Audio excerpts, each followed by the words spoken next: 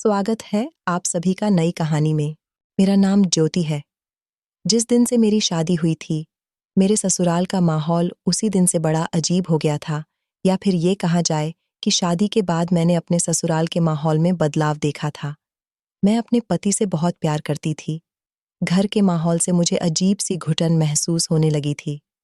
एक दिन मैं अपने मायके थोड़ा सा सुकून लेने के लिए चली गई थी।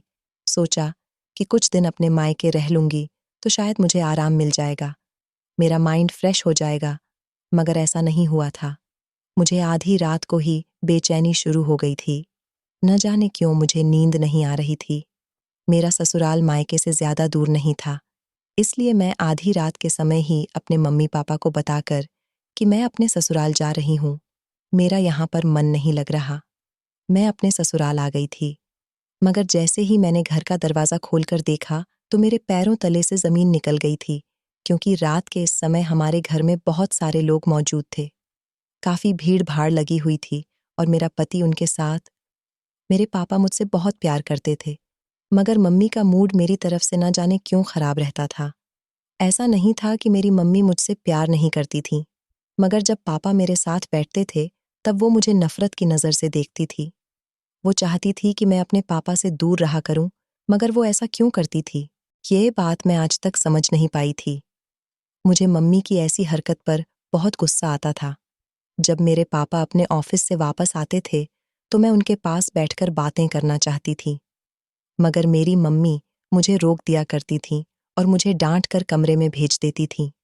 भला कोई माँ ऐसी भी हो सकती है जो अपने पति को अपनी ही बेटी से अलग कर दे, मगर मेरी माँ ऐसी थी, वो यही चाहती थी कि मैं अपने पिता से दूर रहा करूं। मुझे मम्मी के ऐसे बिहेवियर से बहुत डर लगता था। जब भी वो पापा को मेरे साथ देखती, आग बबूला हो जाती थी। वैसे वो पापा के साथ बिल्कुल ठीक-ठाक बात करती थी और मेरे साथ भी उनका बिहेवियर अच्छा रहता था। प्रॉब्लम उन्हें हर बार हम दोनों बाप-बेटी के साथ होने पर होती थी। जब से मैंने होश संभाला था, मम्मी का ऐसा ही बिहेवियर देखती आ रही थी। मैं अपने कॉलेज जाती थी, तो वहाँ की लड़कियों को मैंने कहते ही सुना था कि उनके पापा उन्हें बहुत प्यार करते हैं, उन्हें शॉपिंग पर लेकर जाते हैं, उन्हें हर वीकेंड घुमाने के लिए भी लेकर जाते हैं। मगर मम्मी तो ये चाहती थी कि पापा जो भी करें, वो सिर्फ उनके लिए ही करें। उनकी बेटी को कुछ न समझें और ना ही बेटी अपने पिता को मान-सम्मान दे। मम्मी की सोच कैसी थी, ये तो मैं नहीं जानती थी। हाँ, मगर मुझे इतना ज़रूर पता था कि मम्मी बेहद खुदगर्ज़ औरत थी, जो सिर्फ हमेशा पापा से अपना ही फ़ायदा लेना चाहती थी। मेरे ददिहाल वाले भी थे। मेरे चाचा, चाची, दादा, दादी और मेरी एक बड़ी बुआ भी थीं, जो उम्र में मेरे पापा से बड़ी थीं। इतने रिश्तेदार होते हुए भी पापा मम्मी के साथ अलग घर में रहते थे। ऐसा इसलिए था, क्योंकि मेरी मम्मी किसी के साथ भी मिलकर रहना नहीं चाहती थीं। उनको अकेला रहना ही पसंद था। यही वजह थी कि मेरे पापा ने उन्हें अलग से घर लेकर दिया था। पापा ने मुझे एक बार बताया था कि वो चोरी चुपके अपने रिश्तेदारों से मिलते हैं, क्योंकि वो मम्मी के सामने तो किसी से बात भी नहीं करते थे। मम्मी को इस बात पर बहुत गुस्सा आ जाता था। उन्हें मेरे पापा के दोस्तों और रिश्तेदारों से सख्त नफरत थी। पापा इतना सब कुछ होने पर भी मम्मी को बहुत प्यार करते थे, उनकी बहुत इज्जत करते थे। जैसा वो कहती थीं, वैसा ही किया करते थे। रात को पापा मेरे लिए खामोशी से मम्मी से छुपकर बर्गर लेकर आते थे। मम्मी को ये बात पसंद नहीं थी कि वो मेरे लिए कुछ लेकर आए, इसलिए पापा खामोशी से बर्गर किचन के कबर्ड में रख दिया करते थे और मैं मम्मी की नज़र से बचते ही वो खामोशी से निकालकर अपने कमरे में ले आती थी और मज़े से खाती थी। मेरी पढ़ाई कंप्लीट होने वाली थी। मम्मी कहती थीं कि वो मेरी शादी करना चाहती हैं, मगर अभी मैंने मम्मी को शादी से इनकार किया हुआ था। मैंने कहा था कि मैं अभी और पढ़ना चाहती हूँ, मगर मम्मी ने मुझे डांट दिया था और कहने लगी थी कि मैं अपनी तरह तुम्हारी जिंदगी बर्बाद नहीं करूंगी। वक्त रहते तुम शादी कर लो तो ही तुम्हारे लिए बेहतर होगा। हर बार मम्मी का यही डायलॉग होता था। वो हमेशा यही कहती थी कि उनकी जिंदगी बर्बाद हो गई, लेकिन इस घर में आने के बाद तो उनकी हर डिमांड पूरी की जा रही थी, तो फिर वो ऐसा क्यों कहती थी? मेरे पापा के एक दोस्त थे, जो काफी पुराने थे। एक दो बार हम लोग उनके यहाँ शादी में भी गए थे। मेरी मम्मी को उनके यहाँ शादी में जाना पसंद तो नहीं था, मगर पापा जिद करके मम्मी और मुझे उनके घर के फंक्शन में ले जाते थे। एक दिन वो हमारे घर आए थे और उन्होंने मम्मी पापा से अपने बेटे के लिए मेरा हाथ मांग लिया था। पापा ने उनको कोई जवाब तो नहीं दिया था, मगर पापा का कहना था कि एक बार मैं अपनी बेटी से उसकी मर्जी पूछ लूं, मैं तभी इस रिश्ते के लिए हाँ कर सकता हूं। मेरी बेटी की मर्जी हुई तभी ये शादी होगी, और अगर मेरी बेटी की मर्जी नहीं हुई तो मैं उसके साथ कोई जोर जबरदस्ती नहीं करूंगा। जब वो चाहे शादी करे। उन लोगों के सामने मेरी मम्मी तो नहीं आई थी, मगर मेरी मम्मी कमरे में बैठी हुई बहुत गुस्सा कर रही थी। मैं ये बात नहीं जानती थी कि मेरा रिश्ता आया हुआ है, क्योंकि उस समय मैं कॉलेज गई हुई थी। लेकिन उन्हीं लोगों के सामने मैं घर में आ गई थी। मैंने देखा कि दूसरे वाले कमरे से मेहमानों की आवाज़ आ रही थी। मैं मम्मी के कमरे में उनसे मिलने के लिए गई। मम्मी से पूछा कि कौन मेहमान आए हैं। मम्मी ने जल्दी से मेरा हाथ पकड़ लिया और कहने लगी कि तुम उस कमरे में मत जाना जहाँ पर मेहमान बैठे हुए हैं। वहाँ तुम्हारे पापा के दोस्त और उनकी पत्नी आई हुई हैं। मैंने कहा, मम्मी, मगर हम लोगों को उनके पास जाना चाहिए, उन लोगों से बातें करनी चाहिए। आखिर हमारे घर पर मेहमान आए हैं, मेहमानों के साथ तो कम से कम आप अच्छी तरह से बिहेव कर लिया करो। मम्मी कहने लगी कि बदतमीज लड़की, अब तुम मुझे सिखाओगी कि मुझे किसके साथ कैसे बिहेव करना है। मैंने कहा, मम्मी, आप भी तो गलत बात करती हो। आखिर आपको पापा के फ्रेंड से क्या प्रॉब्लम है? उनकी वाइफ आई हुई है। आपको यहाँ इस कमरे में बैठने के बजाय उनके साथ होना चाहिए। मम्मी ने कहा कि तुम खामोश रहो, जितना तुमसे कहा है उतना ही किया करो, तुम्हें उन लोगों के सामने जाने की कोई ज़रूरत नहीं है। मैंने मम्मी से कहा, मगर मैं फिर भी जाऊंगी, क्योंकि मैं नहीं चाहती कि मेरे पापा के मेहमानों की इंसल्ट हो। मम्मी ने मेरा हाथ पकड़ लिया और ज़बरदस्ती मुझे कमरे के अंदर बंद कर दिया। वो दरवाज़ा बाहर से बंद करके जा चुकी थी, मगर मैं बार बार चिल्ला रही थी कि आपको ऐसा नहीं करना चाहिए, ये आप बहुत गलत कर रही हो। न जाने आपको पापा और पापा के संबंधियों से क्या प्रॉब्लम रहती है, आप बिल्कुल भी अच्छी नहीं हो। मम्मी ने मेरी एक ना सुनी और वो अपने काम में बिजी हो चुकी थी। थोड़ी देर के बाद जब वो लोग हमारे घर से चले गए तो मम्मी ने कमरे का दरवाज़ा खोल दिया था, मगर वो पापा से बहुत झगड़ रही थी। न जाने उन दोनों का किस बात पर झगड़ा हो रहा था। मेरी ये बात समझ तो नहीं आई थी, मगर मैं कान लगाकर उन दोनों की बातें सुनने लगी तो पता चला कि वो लोग मेरे लिए अपने बेटे का हाथ मांगने आए थे। मैंने मम्मी से कहा था कि आखिर ये क्या तरीका है? आपने मुझे कमरे में क्यों बंद कर दिया था? तभी मम्मी मुझसे झगड़ा करने लगी थी। कहने लगी थी कि तुम बहुत बदतमीज हो गई हो। तुम्हें छोटे बड़े से बात करने की तमीज नहीं रही है। इतनी ही देर में पापा आ गए थे और उन्होंने मम्मी से पूछा कि अरे इतना चिल्ला रही हो, ऐसा भी क्या हो गया?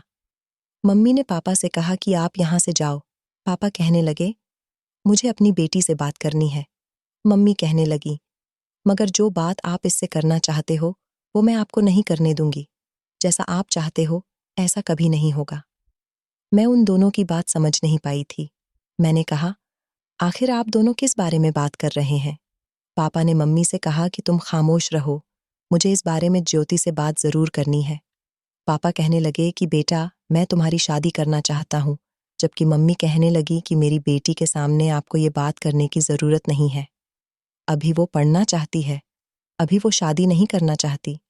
मैंने मम्मी से कहा, लेकिन मम्मी, आपने अभी कुछ दिन पहले ही तो मुझसे कहा था कि आप मेरी शादी कर देना चाहती हो। मम्मी कहने लगी कि हाँ, मगर जहाँ से तुम्हारा रिश्ता आया है वहाँ कभी भी नहीं करूँगी। पापा ने कहा कि बेटा, मेरा दोस्त और उसकी पत्नी आज अपने बेटे का हाथ तुम्हारे लिए मांगने आए थे। दरअसल उनका बेटा तुम्हें चाहता है।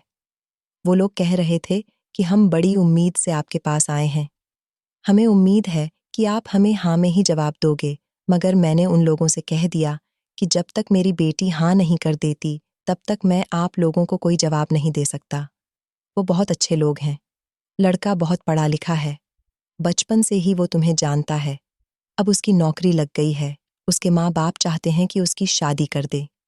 जब उन लोगों ने अपने बेटे से उसकी पसंद के बारे में पूछा तो उसने सिर्फ तुम्हारा नाम लिया और वो कहता है कि वो तुमसे ही शादी करेगा, क्योंकि वो तुम्हें चाहता है और मैं भी ऐसा ही चाहता हूँ कि तुम्हारी शादी उसके साथ हो जाए। अगर तुम मेरी मर्जी से शादी करना चाहती हो तो मैं तुम्हारा रिश्ता वहीं पर तय कर दूंगा। तुम्हारे साथ कोई जोर जबरदस्ती नहीं है। अगर तुम किसी और को पसंद करती हो तो मुझे बता दो। मगर मैंने पापा से साफ इनकार कर दिया था और कहा था कि नहीं पापा, मैं किसी को पसंद नहीं करती। मम्मी को इस बात पर बहुत गुस्सा आ रहा था। वो पापा से कह रही थी कि तुम्हें क्या ज़रूरत थी मेरी बेटी से इस बारे में बात करने कि मैं नहीं चाहती कि इसकी शादी तुम्हारे दोस्त के बेटे से हो। मैं तुम्हारे किसी भी रिश्तेदार या दोस्त को पसंद नहीं करती और ना ही कभी मैं अपनी बेटी की शादी तुम्हारे किसी रिश्तेदार या दोस्त के यहाँ करूँगी। मेरी बेटी कभी इस शादी के लिए हाँ नहीं करेगी। लेकिन पापा कहने लगे कि ये तुम्हारी बेटी होने के साथ-साथ मेरी भी बेटी है। मैं जानता हूँ कि ये ज़रूर इस रिश्ते के लिए हाँ कर देगी।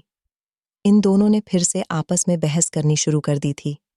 मैंने उन दोनों से चिल्लाकर कहा, शांत हो जाइए आप लोग। मुझे किसी की कोई बात नहीं माननी है। मैं बहुत परेशान हूँ, क्योंकि कल मेरा कॉलेज में लास्ट डे है और मैं अपने कॉलेज के सारे ही दोस्तों से बिछड़ने वाली हूँ। मुझे इस बात का बेहद अफ़सोस है, लेकिन आप लोग हो कि लड़े ही जा रहे हो। मैं ये कहकर अपने कमरे से बाहर निकल गई थी और छत पर जाकर बैठ गई थी, क्योंकि मुझे मेरे पेरेंट्स से बहुत परेशानी होने लगी थी। हमेशा वो लोग लड़ते झगड़ते रहते थे और हमेशा ही झगड़ा मम्मी की तरफ से स्टार्ट होता था। जब ये झगड़ा शांत हुआ तो रात को मम्मी की गहरी नींद में सो जाने के बाद पापा मुझसे बात करने के लिए आए थे।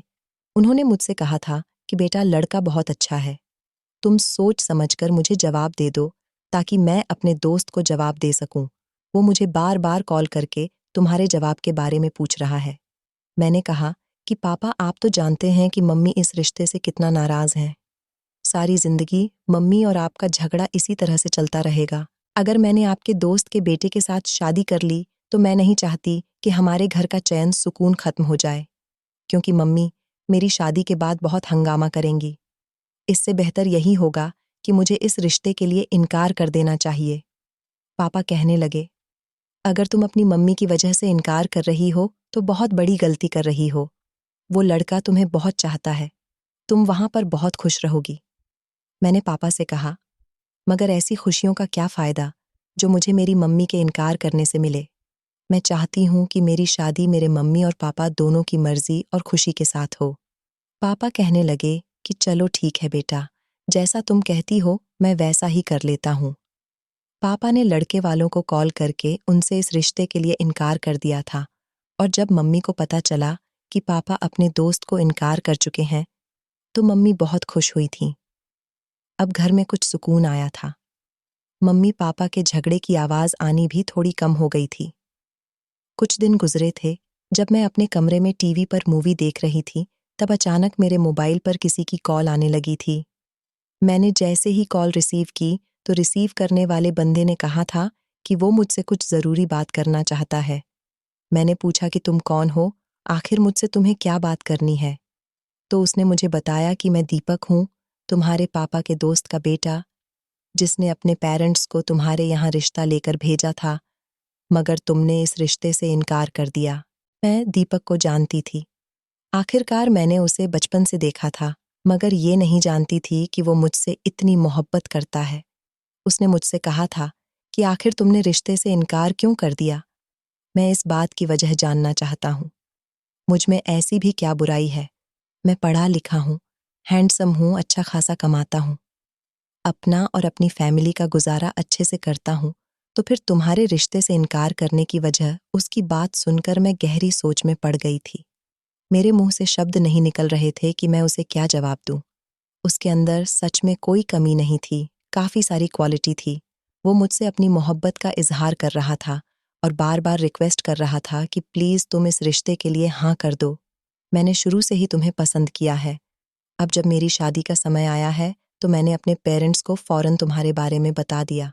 मैं चाहता तो तुमसे कांटेक्ट भी कर सकता था, तुम्हें अपनी बातों में लेकर प्रपोज भी कर सकता था, मगर मेरे संस्कार मुझे ये सब करने के लिए इजाज़त नहीं देते। मैं तुम्हें अपनी गर्लफ्रेंड नहीं बल्कि अपनी धर्मपत्नी बनाना चाहता हूँ। तुम्हारे इनकार ने मुझे तोड़ कर रख दिया है। प्लीज़ अभी एक बार और सोच लो। मैंने उसे बहुत तसल्ली से समझाया था कि प्लीज़ तुम मुझे भूल जाओ, हम दोनों का रिश्ता पॉसिबल नहीं हो सकता। मगर वो लगातार मुझसे रिश्ते के इनकार करने की वजह पूछ रहा था। फिर मैंने उसे तंग आकर बता ही दिया था कि वजह मेरी मम्मी है। मेरी मम्मी हम दोनों के इस रिश्ते के लिए तैयार नहीं है और मैं अपनी मम्मी की मर्जी के खिलाफ जाकर शादी नहीं कर सकती। तो वह कहने लगा, तो प्लीज यार अपनी मम्मी को मनाओ। आखिर उन्हें मेरे अंदर ऐसी कौन सी कमी नजर आ रही है जो वो इनकार कर रही है। मैंने कहा, अब ये तो मैं नहीं जानती, मगर मैं इसमें कुछ नहीं कर सकती। ये कहकर मैंने फोन बंद कर दिया था। ये बात तो पापा ने भी मुझे बताई थी कि वो मुझे चाहता है, मगर मुझे इतना चाहता है ये मैं नहीं जानती थी, क्योंकि उसकी आवाज से साफ नजर आ रहा था कि वो बहुत परेशान है, और परेशान भी सिर्फ हम दोनों का रिश्ता ना होने की वजह से है। उसने मुझे मिलने के लिए कहा था, मगर मैंने उसे मना कर दिया था, लेकिन वो मुझसे जबरदस्ती मिलना चाहता था। उसका कहना था कि एक बार मुझसे मिल लो तो मैं तुमसे मिलकर कुछ बात करना चाहता हूँ। उसके कहने पर मैं उससे मिलने के लिए चली गई थी। हम लोग एक पार्क में चले गए थे और वहां जाकर हम लोग टहलते टहलते बातें कर रहे थे। उसने मुझसे कहा था कि प्लीज तुम अपने पेरेंट्स को समझाओ, वो लोग मान जाए। वो मुझसे बहुत ही रिक्वेस्ट कर रहा था। उसके ज्यादा रिक्वेस्ट करने पर मैंने उससे कहा था कि मैं एक बार ट्राई करके देखती हूँ, क्योंकि मुझे लग रहा था कि वो सच में मुझसे बेहद मोहब्बत करता है। इसलिए एक बार तो मुझे अपनी मम्मी से उसके बारे में बात कर लेनी ही चाहिए। शायद मेरा उसी के साथ भाग्य जुड़ा हुआ हो, तभी तो बार बार उससे अब मेरी बात होने लगी थी। पहली बार मुझे ऐसा एहसास हुआ था कि कोई मुझे प्यार करता है, और इतनी गहराई तक प्यार करता है कि मेरे आगे बार बार गिड़गिड़ा रहा है। मैंने इस बारे में मम्मी को बताया तो मम्मी को मेरी बात सुनकर बहुत गुस्सा आया था। उन्होंने कहा, तुमसे किसने कहा था कि तुम उस लड़के से मिलने के लिए जाओ? मैं तुम्हारी शादी इसके साथ नहीं होने दूंगी। तुम नहीं जानती कि वहां शादी करने पर तुम बहुत पछताओगी। मैंने मम्मी से कहा, मगर पापा कहते थे कि वो लड़का बहुत अच्छा है, वहां पर तुम्हें सारी जिंदगी का सुख मिलेगा, और वो लड़का बहुत जिद कर रहा है मुझसे शादी करने के लिए। इसका मतलब तो यही है कि वो मुझे खुश रखेगा। मम्मी थी कि मेरी बात मानने के लिए तैयार ही नहीं हो रही थी। सारी जिंदगी उन्होंने सिर्फ जिद ही की थी, कभी मुझसे तो कभी पापा से। उनका तो हमेशा का यही ड्रामा लगा रहता था। अब मम्मी की ये जिद मैं और बर्दाश्त नहीं कर सकती थी, इसलिए मैंने फैसला कर लिया था कि मैं अब इसी लड़के से शादी करूंगी। अब मम्मी जो चाहे वो कर ले। मैंने पापा से इस बारे में बात की थी, तो मेरा फैसला सुनकर पापा बहुत खुश हुए थे, जबकि मम्मी का मूड बहुत खराब था। वो तो मेरी शक्ल देखना भी पसंद नहीं कर रही थी। पापा ने मेरा जवाब सुनकर दीपक और उसकी फैमिली वालों को इस रिश्ते के लिए हाँ कर दी थी, तो वो लोग अगले ही दिन हमारे घर शगुन लेकर आ गए थे। वो लोग बेहद खुश थे और दीपक ने भी कॉल करके मेरा बहुत शुक्रिया अदा किया था। वो बार बार मुझसे कह रहा था कि तुमने मेरी बात मानकर बहुत अच्छा किया। तुम देखना, मैं तुम्हें सारी जिंदगी किसी चीज की कमी महसूस नहीं होने दूंगा। मम्मी की तो पापा से बहुत लड़ाई हुई थी, मगर अब मेरे जवाब पर पापा ने मम्मी की कोई बात नहीं सुनी थी, और फिर मेरी शादी दीपक के साथ तय हो गई थी। इस रिश्ते से पापा बेहद खुश थे और मम्मी बेहद नाराज थीं। आखिर मेरे पापा खुश भी क्यों नहीं होते, क्योंकि उनकी ख्वाहिश पूरी जो हो रही थी। वो तो चाहते ही यही थे कि मैं उनकी दोस्त के बेटे की पत्नी बनूं, और फिर फाइनली मेरी शादी दीपक के साथ हो गई थी। मम्मी मेरी शादी में शामिल होते हुए भी शामिल नहीं थी, क्योंकि ना तो उन्होंने मुझे आशीर्वाद दिया था और ना ही उन्होंने मुझसे कोई बातचीत की थी। लेकिन मैं अपनी मम्मी को नाराज करके ऐसे नहीं जाना चाहती थी। लेकिन क्या करती, मम्मी ने तो मुझे मजबूर कर दिया था। मैं अपनी ससुराल आ गई। मैं अपने कमरे में बैठी हुई थी। थोड़ी देर बाद दीपक कमरे में आया। मैंने उसे भरी भरी नजरों से देखा। मुझे अब उससे मोहब्बत होने लगी थी। आखिरकार हम दोनों पति पत्नी के बंधन में बंध चुके थे। दीपक कहने लगा कि आज मैं बहुत खुश हूं। आखिरकार आज मेरी सबसे बड़ी ख्वाहिश पूरी हो गई है। मैंने भी उसके साथ अपनी हसीन जिंदगी की शुरुआत कर दी थी। कुछ दिनों तक तो मेरी जिंदगी बिल्कुल ठीक चलती रही थी, लेकिन फिर कुछ दिनों के बाद मेरी जिंदगी में मुश्किलें आने लगी थीं। मेरी सास मुझे अपनी किसी चीज को हाथ नहीं लगाने देती थी, और ना ही मुझसे घर का कोई काम करवाती थी। बात बात पर कहती थी कि तुम किसी काम को हाथ मत लगाया करो, तुम अपने कमरे में ही रहा करो। लेकिन जब रात होती और मेरे पति घर पर आते तो मैं उनको नहीं बताती थी कि तुम्हारे घर वाले मेरे साथ कैसा बिहेव करते हैं। रात का समय था जब मैं अपने कमरे से बाहर निकलने लगी। इतने में ही मेरी सास सामने आ गई और कहने लगी कि कहाँ जा रही हो। मैंने कहा कि बाहर आंगन में जा रही हूँ। मेरी सास ने मुझे कमरे से बाहर निकलने के लिए मना कर दिया। मैं उनकी बात सुनकर खामोश हो गई थी और गहरी सोच में पड़ गई थी कि आखिर वो मुझे कमरे से बाहर निकलने के लिए मना क्यों कर रही है। काफी रात हो गई थी। अभी तक मेरा पति भी कमरे के अंदर नहीं आया था। न जाने वो कहाँ चला गया था। मैं बार बार उसे कॉल कर रही थी, मगर वो मेरी कॉल भी रिसीव नहीं कर रहा था। अब ऐसा हर रात ही होने लगा था। मैं जैसे ही कमरे से बाहर निकलने की कोशिश करती, तो मेरी सास मुझे कमरे से बाहर निकलने से साफ इनकार कर देती और मेरा पति था कि सारी रात कमरे में नहीं आता था। जब रात को मैं उसका इंतजार करते करते बिस्तर पर लेटकर सो जाती थी, तब न जाने किस समय वह कमरे में आया करता था। मुझे तो उसकी फिक्र होने लगी थी। सुबह वो मेरे जागने से पहले ही अपने ऑफिस के लिए निकल जाता था। काफी दिन हो गए थे, उससे मेरी कोई बातचीत नहीं हो पा रही थी। मगर हैरानी वाली बात ये थी कि हर नौकरी करने वाले इंसान की हफ्ते में एक ना एक दिन छुट्टी जरूर होती है। मगर मेरा पति था कि उसकी तो अभी तक कोई छुट्टी ही नहीं हो रही थी। वो काम में इतना बिजी रहता था कि मुझे वक्त ही नहीं दे रहा था। इस कमरे के अंदर रहते रहते अब मुझे घुटन महसूस होने लगी थी। अब मुझे अपनी जिंदगी से नफरत होने लगी थी कि जो इंसान शादी से पहले मुझसे मोहब्बत के दावे करता था, मुझे खुश रखने के वादे करता था, अब वो मुझे छोड़कर ना जाने कहाँ चला जाता है। शादी को 1 महीना होने वाला था, मगर उसने शादी की पहली रात के अलावा मुझसे तसल्ली से अभी तक बात तक नहीं की थी। मेरा मन कर रहा था कि मैं अपने मायके चली जाऊं। मैंने अपनी सास से कहा कि मैं अपने मायके जाना चाहती हूँ, मगर मेरी सास ने मुझे मायके जाने से साफ इनकार कर दिया। मैंने उनसे ऐसा करने की वजह पूछी, तो वो कहने लगी कि लड़कियां शादी के बाद अपने ससुराल में ही अच्छी लगती हैं। मैंने कहा, लेकिन मैं तो पहली बार अपनी ससुराल से मायके जाऊंगी। कितने दिन हो गए हैं मेरी शादी को, अभी तक मैं ठीक से घर में भी इधर उधर नहीं टहल पाती हूँ। आप मुझे सिर्फ कमरे में ही बंद रखती हो, कोई काम भी नहीं करने देती, कहीं आने जाने भी नहीं देती। आखिर ये घर है या फिर कोई कैद खाना, जहां पर मुझे कैद करके रखा जा रहा है। मेरी सास ने मेरी इस बात का कोई जवाब नहीं दिया था। अब मुझे जैसे तैसे अपने पति से बात करनी थी। मैं सारी रात कमरे के अंदर बैठी हुई जागती रही थी और अपने पति का इंतजार कर रही थी। मैंने ठान लिया था कि जब तक मैं अपने पति से बात नहीं कर लेती, तब तक मैं अपनी आंखें सोने के लिए बंद नहीं करूंगी। मेरा पति सुबह के 4 बजे कमरे के अंदर आया था। मैंने अपने पति से कहा कि दीपक, आखिर तुम क्या करते रहते हो? सारी सारी रात कहाँ गायब रहते हो? ये कोई वक्त है कमरे के अंदर आने का? तो वो कहने लगा, अरे तुम बात को इतना बड़ा क्यों कर रही हो? मैं ऑफिस में नाइट ड्यूटी करता हूँ, इसीलिए देर हो गई है। मैंने कहा, आखिर ऐसा भी कौन सा काम है जिसमें ना तो तुम्हें दिन में फुर्सत होती है और ना ही रात को फुर्सत होती है? मेरा पति मुझे समझाने की कोशिश करने लगा कि वो सच में ऑफिस में ही काम करता है, मगर मैं उसकी कोई बात नहीं सुन रही थी। मैंने रोना शुरू कर दिया जब वो मुझे तसल्ली देने लगा और कहने लगा, ये तो और भी अच्छी बात है कि तुम्हें घर में कोई काम नहीं करने पड़ते। मेरी माँ चाहती है कि तुम आराम करो, इसलिए तुम्हें वो कोई काम करने नहीं देती।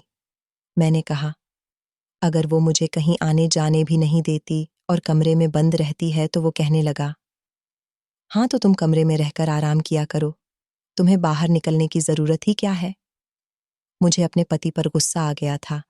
मैं करवट बदलकर सो गई थी। मैं काफी दिनों तक अपने पति से नाराज रही थी। अभी भी वो रात को गायब ही रहता था। एक रात फिर से मैं कमरे के बाहर निकलने की कोशिश करने लगी, लेकिन जैसे ही मैंने कमरे का दरवाजा खोला, तो फिर से मेरी सास मेरे आगे खड़ी हो गई थी। वो कहने लगी कि चलो अंदर जाओ। मैंने कहा कि नहीं, मैं अंदर नहीं जाऊंगी। मेरा इस कमरे के अंदर दम घुटता है। आपको तो पता है ना कि कितनी गर्मी हो रही है। मैं अब इस कमरे में और अपनी जिंदगी नहीं गुजार सकती। ये कहते हुए मैंने अपनी सास को आगे की तरफ धक्का दिया और 2-3 कदम आगे ही बढ़ाए थे कि ये देखकर मेरे होश उड़ गए। घर में ढेर सारे लोग आए हुए थे।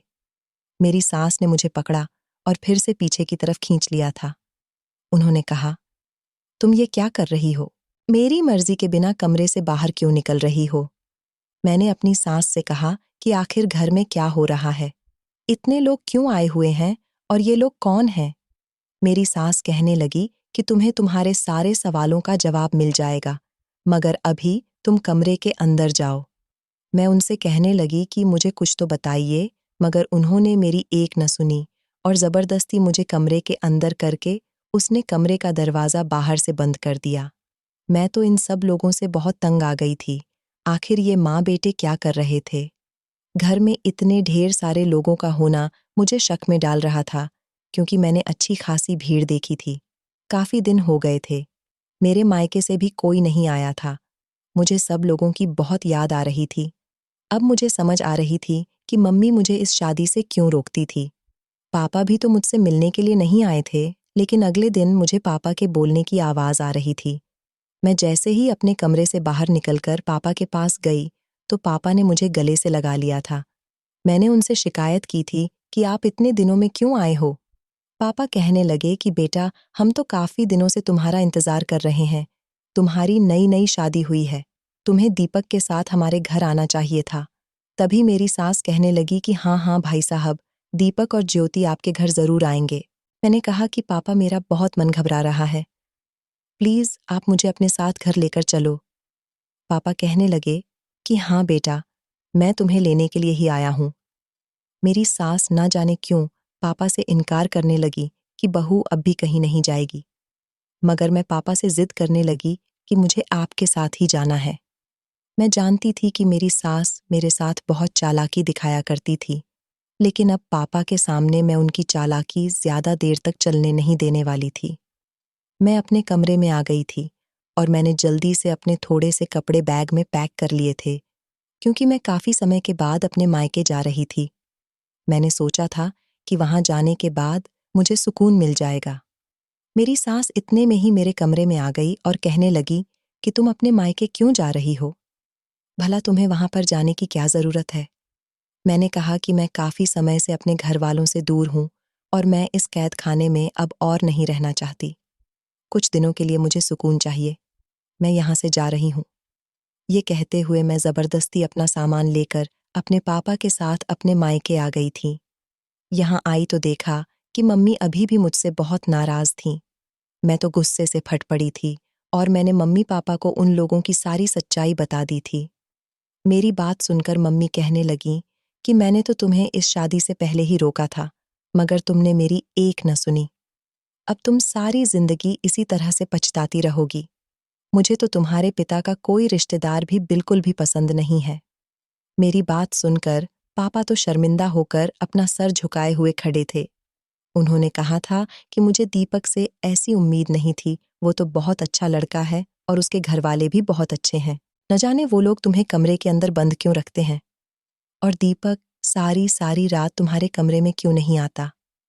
मैंने मम्मी से पूछा कि मम्मी, आपको ये सब कुछ पता था? तो मम्मी कहने लगी कि तुम्हारे पापा के रिश्तेदार और सारे दोस्त सब लोग एक जैसे ही हैं। पापा कहने लगे कि बेटा, मैं तुम्हें बताता हूँ कि आखिर क्या बात है।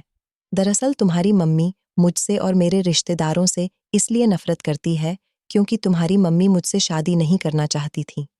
तुम्हारी मम्मी की शादी किसी और इंसान के साथ हो गई थी और तुम उसी की बेटी हो, तुम मेरी बेटी नहीं हो। मगर जब तुम कुछ ही महीनों की थी, तब तुम्हारे पिता इस दुनिया को छोड़कर चले गए थे। लेकिन मैं तुम्हारी मम्मी को बहुत पसंद करता था। तुम्हारी मम्मी की आदत खराब थी तो क्या हुआ? मैं तुम्हारी मम्मी को सारी दुनिया की खुशियां देने के लिए तैयार था। तुम्हारी मम्मी अमीर पिता की घमंडी और बिगड़ी हुई बेटी थी, इसलिए उसने शादी अपनी पसंद से अमीर और बिगड़े हुए लड़के से की थी। वो तुम्हारी मम्मी के साथ कुछ ही समय रह सका था।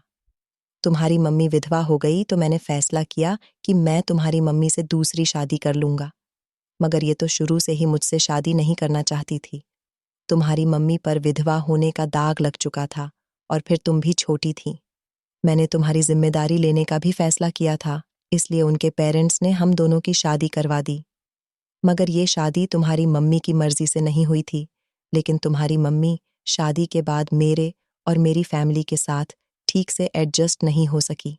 ये कभी मेरे रिश्तेदारों से, दोस्तों से, मेरे परिवार वालों से खुश नहीं हुई। इन्होंने अपना घमंडीपन कभी नहीं छोड़ा, मगर मैं तो इनसे प्यार करता था। इसीलिए उन्होंने मुझे जैसा कहा, मैंने वैसा ही किया और कभी तुम्हें भी ये एहसास होने नहीं दिया कि तुम मेरी सौतेली बेटी हो। भगवान ने हम दोनों को कोई औलाद नहीं दी, मगर मैंने इस बात पर सब्र कर लिया कि तुम मेरी अपनी ही बेटी हो। लेकिन तुम्हारी मम्मी को हमेशा यही शक रहता है कि मैं तुम्हारे साथ कभी भी सौतेलापन कर सकता हूँ। इसलिए तो तुम्हारी मम्मी हम दोनों को एक दूसरे के साथ ज्यादा बातचीत भी नहीं करने देती थी। तुम्हारी मम्मी को लगता था कि मैं तुम्हारे लिए रिश्ता तलाश करूंगा या तुम्हारी किसी अपने रिश्तेदार के यहाँ शादी करूंगा तो तुम वहां पर खुश नहीं रहोगी। मगर जब मुझे दीपक ने यकीन दिलाया था कि वो तुमसे बहुत मोहब्बत करता है, तो मैं चाहता था कि तुम्हारी शादी उसके साथ ही हो। मुझे नहीं पता था कि वो शादी के बाद ये सब कुछ करेगा। मम्मी कहने लगी, मुझे तो यकीन नहीं होता कि तुमने मेरी बेटी की जिंदगी बर्बाद कर दी। मम्मी ने मेरी तरफ देखकर कहा कि तुम मेरी बेटी हो, मगर तुमने हमेशा तरफदारी अपने पिता की की। मम्मी की बातें सुनकर मैंने उन्हें पलटकर जवाब दिया था। मैंने कहा, मम्मी आप मेरी सगी माँ हो, फिर भी आपने सारी जिंदगी मेरे साथ सौतेलापन किया। पापा मेरे सौतेले पिता हैं, मगर उन्होंने कभी मुझे इस बात का एहसास ही नहीं होने दिया कि वो मेरे सौतेले पिता हैं। आपने हमेशा अपने घमंडीपन में जिंदगी गुजार दी। पापा जैसे इंसान ने आपको सहारा दिया, आपको विधवा से फिर से शादीशुदा बना दिया, आपकी बेटी को सहारा दिया, उसकी परवरिश सगे पिता से भी बढ़कर की। फिर भी आप हमेशा पापा से नाराज रहती हो। मम्मी कहने लगी कि मैं इस इंसान से शादी नहीं करना चाहती थी, तो फिर इसने मुझसे जबरदस्ती शादी क्यों की? मैंने कहा, क्योंकि आपसे प्यार करते थे पापा, और जब कोई इंसान किसी से प्यार करता है तो फिर उसे पाने की हर कोशिश करता है। मम्मी ने मेरी बात का जवाब दिया, अगर यही बात है तो दीपक भी तो तुमसे प्यार करता था। अब शादी के बाद वो तुम्हारे साथ ऐसा क्यों कर रहा है? मम्मी की बात सुनकर मुझे खामोश होना पड़ गया था, क्योंकि ये तो मैं भी नहीं जानती थी कि वो मेरे साथ ऐसा क्यों कर रहा था। मैं बड़ी बेचैन हो रही थी।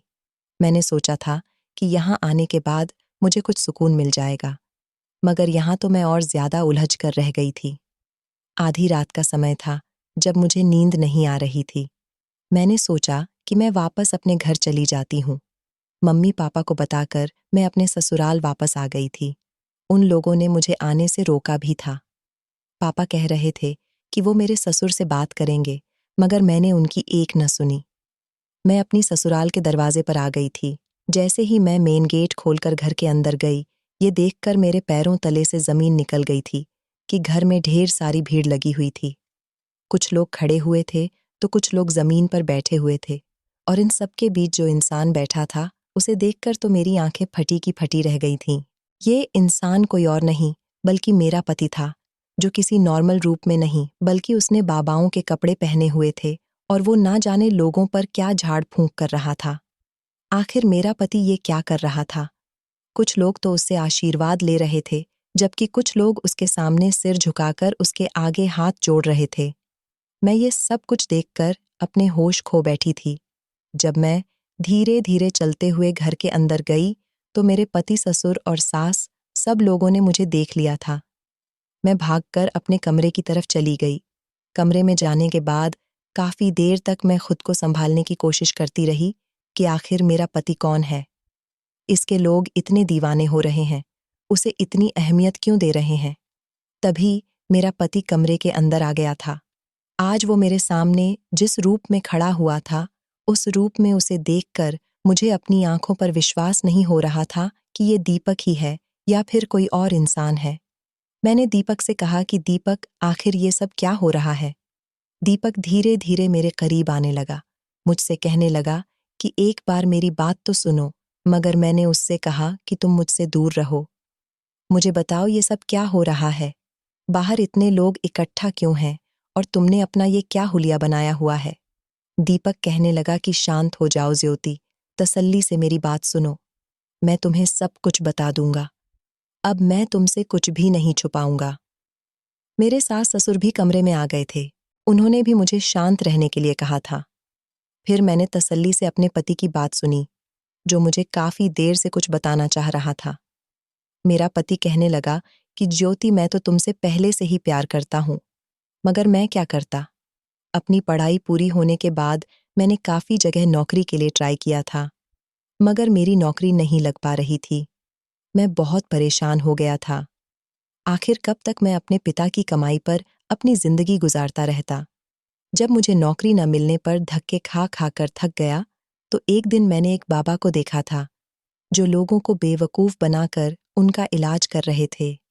उनसे कह रहे थे कि 7 दिन तक तुम्हें मेरा दिया हुआ पानी पीना है, इससे तुम्हारे शरीर की बीमारियां दूर हो जाएंगी। एक बार तो मैंने देखा था कि उस बाबा ने किसी औरत से कहा था कि अपनी बेटी को मेरे पास लेकर आना, मैं तुम्हें एक ऐसी चीज़ दूंगा। तुम्हारी बेटी उसे 11 दिन पहनेगी तो उसकी शादी हो जाएगी। आखिर ये हमारा समाज किस तरफ को जा रहा था कि एक ऐसा इंसान, जो ना तो कोई जादूगर है और ना ही वो कोई ऐसा डॉक्टर है जो अपनी दवाइयों से लोगों को ठीक कर दे। ये लोग अपना बिजनेस इसी तरह से कर रहे थे। लोगों को अपनी बातों में ले लेकर उन्हें बेवकूफ़ बनाते थे और उनसे पैसा वसूल लिया करते थे। मैंने देखा था कि बाबा का कारोबार ऐसे लोगों से बहुत अच्छा चल रहा था। मैंने दिमाग लगाया कि मेरा सेंस ऑफ ह्यूमर तो इस बाबा से भी बहुत अच्छा है। मेरे अंदर एक ऐसी क्वालिटी है, मैं इंसान को छूकर बता देता हूँ कि आखिर उसे क्या परेशानी है। भले ही मैं उस चीज़ का इलाज नहीं करता, क्योंकि मैं कोई डॉक्टर या वैद्य नहीं हूँ। मैंने सोचा कि क्यों ना मैं भी इस टैलेंट से पैसा कमाऊँ। मैंने 1-2 बार लोगों पर अपना ये टैलेंट इस्तेमाल किया, तो मेरा तीर बिल्कुल निशाने पर जाकर लगा था। लोग मेरे दीवाने हो रहे थे। मैंने लोगों से कहा था कि कितनी ही परेशानी क्यों ना हो किसी को भी, मैं उसकी हर परेशानी को चुटकियों में हल कर सकता हूँ। एक औरत मेरे पास अपनी बहू को लेकर आई थी। उसने कहा था कि अगर तुम मेरी बहू के पेट में बेटा है या बेटी, ये बात मुझे बता दोगे, तो मैं तुम्हें तुम्हारी मुँह मांगी कीमत दूंगी। मैंने अपने अंदाज से उसे बता दिया था कि उसके पेट में बेटा है। ये खबर सुनकर वो फूली नहीं समा रही थी, लेकिन जब उसने बच्चे को जन्म दिया तो उसके यहाँ बेटा ही पैदा हुआ था। वो औरत मुझे ढेर सारे पैसे दे गई थी और तभी से मैंने अपने इस बिजनेस की शुरुआत कर ली थी। सुबह के समय मैं बाजार में छोटा सा टेंट लगाकर वहाँ बैठता हूँ और वहाँ पर ढेर सारे लोग मेरे पास इलाज करवाने के लिए आते हैं। कभी मैं किसी को पानी दे देता हूँ, तो कभी किसी को तेल दे देता हूँ और कहता हूँ कि इसका सुबह शाम सेवन करना, तो कभी किसी को कोई ताबीज़ बनाकर दे देता हूँ। मैंने भी इसी तरह से बिजनेस अपना स्टार्ट कर लिया। रात को अपनी दुकान से वापस आने के बाद मैं यहाँ पर घर में भी लोगों को बुलाने लगा हूँ, क्योंकि रात भर भी मेरे पास बहुत सारे लोग आते हैं, जिन्हें अपना कोई न कोई काम मुझसे करवाना होता है।